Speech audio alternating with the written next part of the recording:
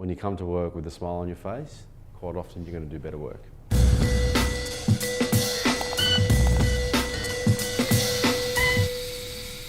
So we started up about 6 years ago now, me being Cera, Dom Cerantonio, and Cera Stribley, my business partner.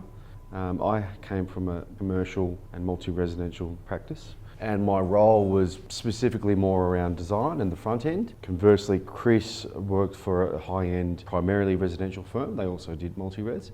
Chris's focus was on the back end and the delivery side.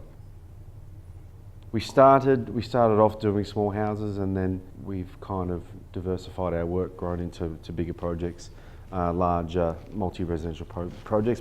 And now we're getting right into some bigger commercial work, some hotels.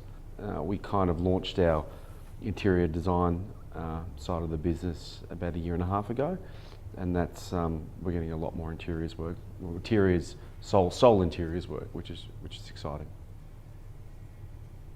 Quite often when you're designing, whether you're pulling bits and pieces of your history and your memory that then go into a project.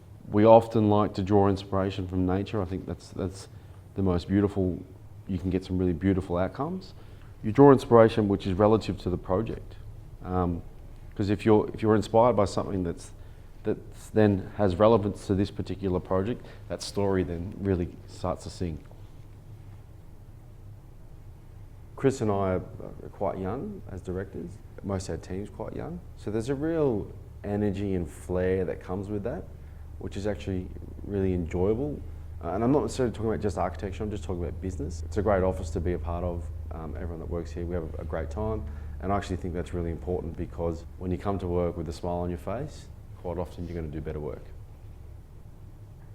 Architects aren't really taught how to do business. We are talking about big projects with big money associated. We're talking about big business clients, which are very corporate, and you're dealing with architects which are not necessarily that business savvy. So how do you manage that from when we started? I think the biggest challenge for us has always been, when we first started, it was just me and Chris. Now there's 38 people, and how do you set up teams, structures, hierarchy?